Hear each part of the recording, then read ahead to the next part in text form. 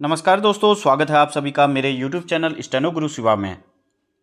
दोस्तों, आज की वीडियो में हम उत्तराखंड महिला पुलिस कांस्टेबल जो 2016 में एग्ज़ाम हुआ था उस पेपर को आज सॉल्व करेंगे। तो चलिए शुरू करते हैं आज की वीडियो।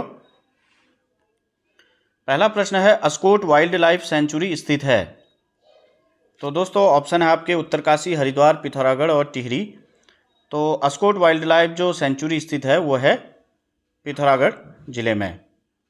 दूसरा प्रश्न है, गलत युग्म का चयन कीजिए। ऑप्शन है आपके झंडा मेला देहरादून, सोना नदी पार्क टिहरी गढ़वाल, फूलों की घाटी चमोली और नानकमत्ता उधम सिंह नगर। तो दोस्तों इसमें जो झंडा मेला देहरादून में होता है ये सही है, फूलों की घाटी चमोली में स्थित है और नानकमत्ता उधम सिंह नगर में आता है।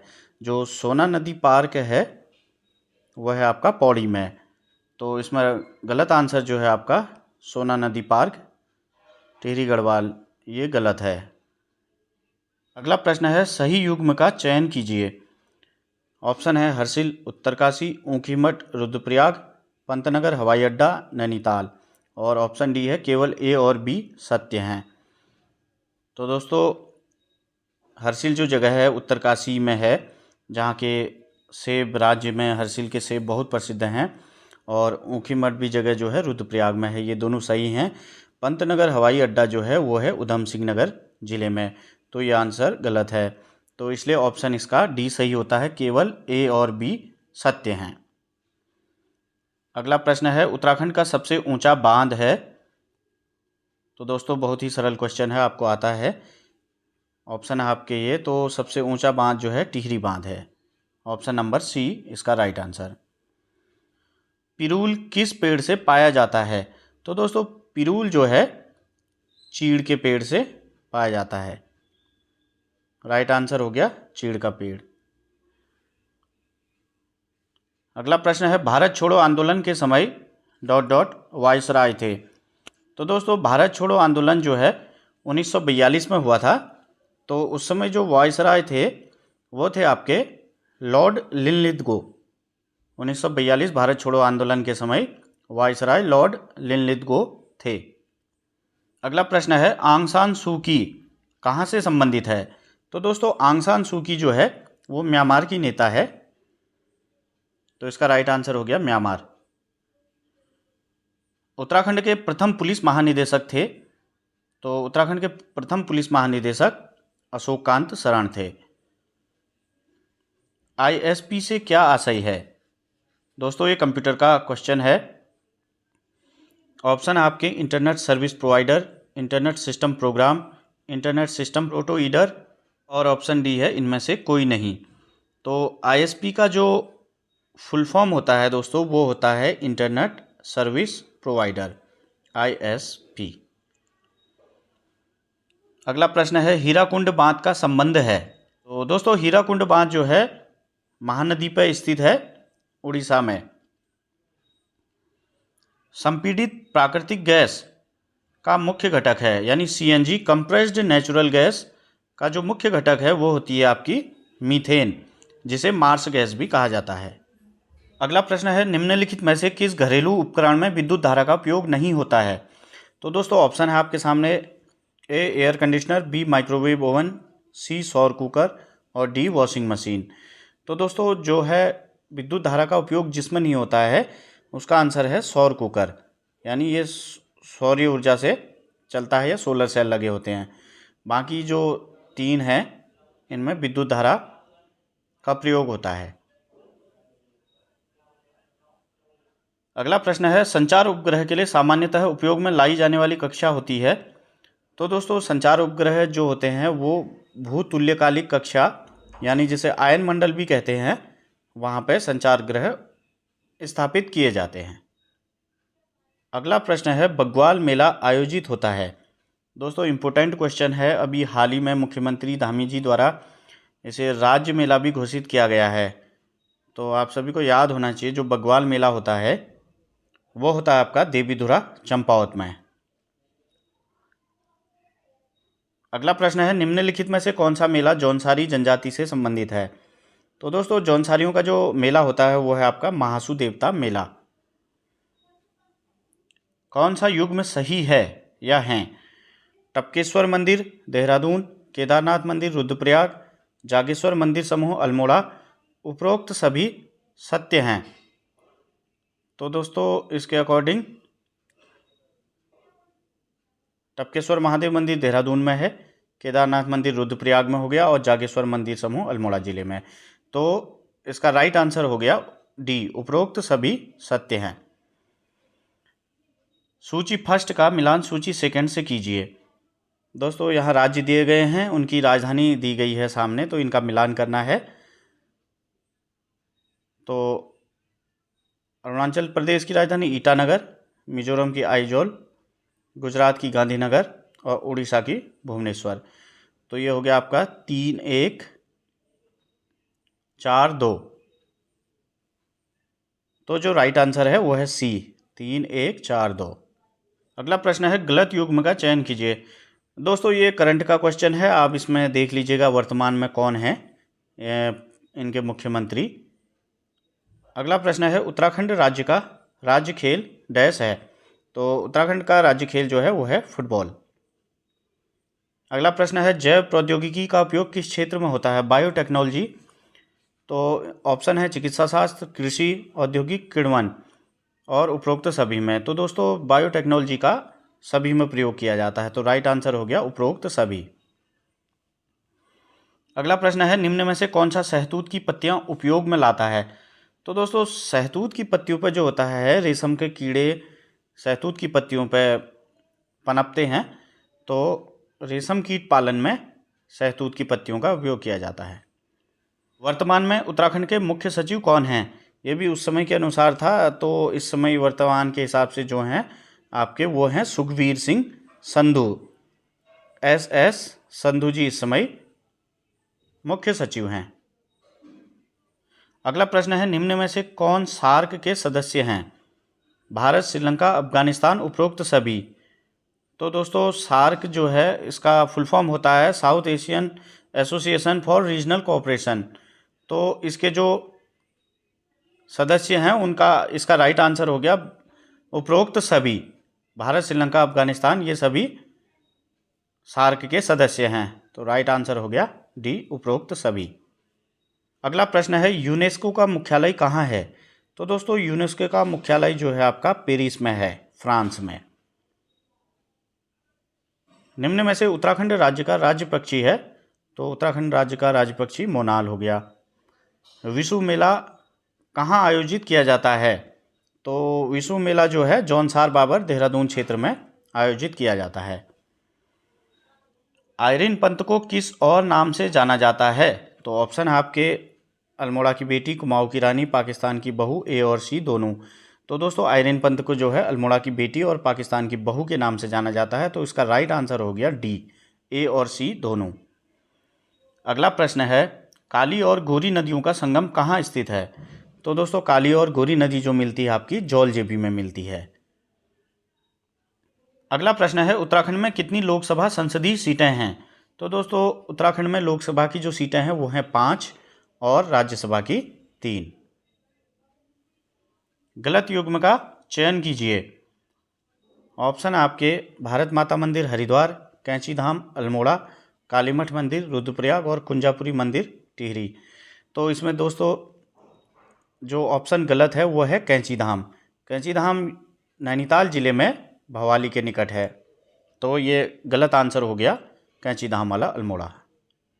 निम्नलिखित में से यौगिक शब्दों का चयन कीजिए। तो ऑप्शन है सेनापति, अनुशासन, चतुराई, इनमें से सभी।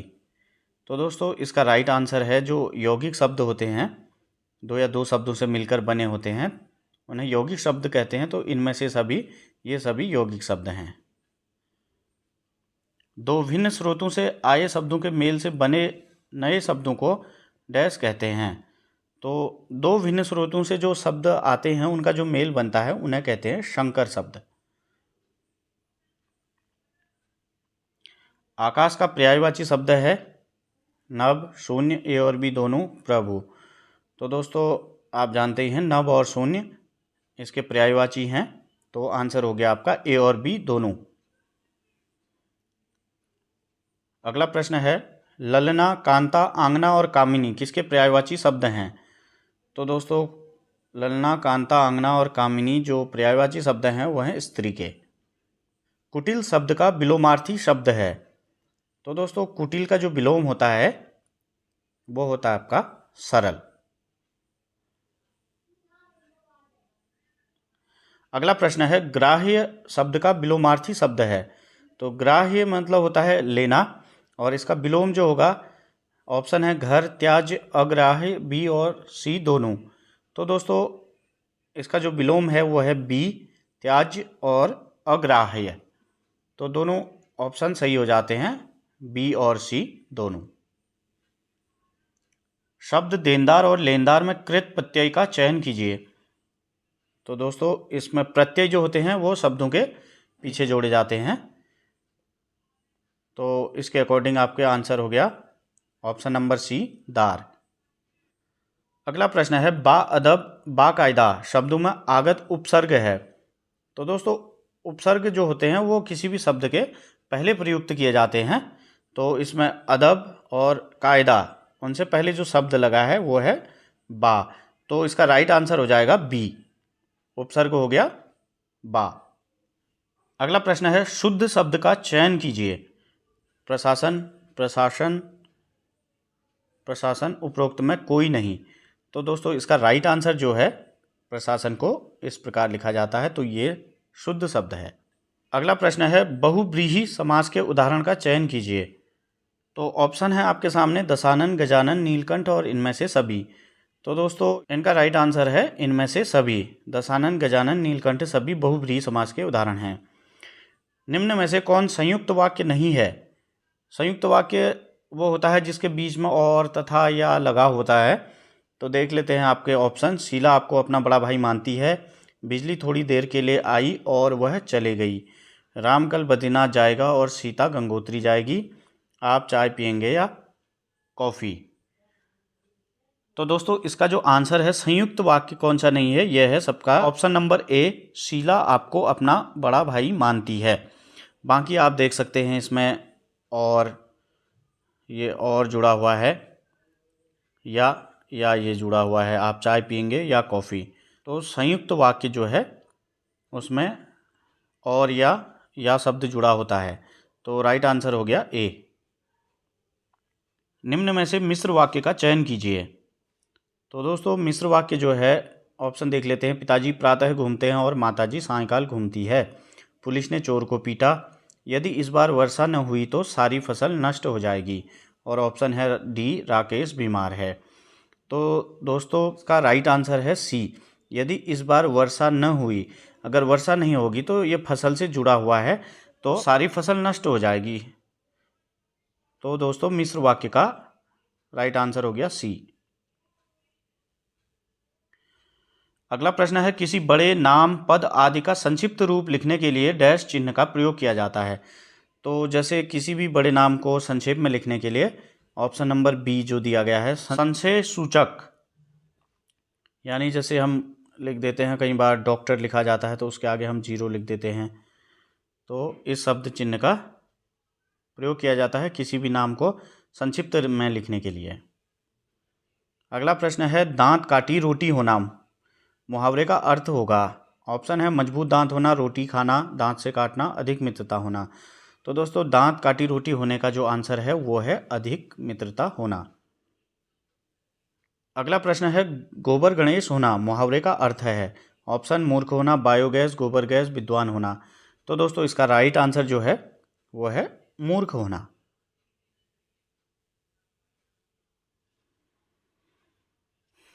अगला प्रश्न है जो रहीम गति दीप की, कुल कपूत गति सोय, बारे उजियारे करे, बड़े अधेरो होय। उपरोक्त में कौन सा अलंकार है? ऑप्शन है आपके अनुप्रास, यमक, इनमें से कोई नहीं और श्लेष। तो दोस्तों इसका राइट आंसर जो है इसमें होता है आपका श्लेष अलंकार।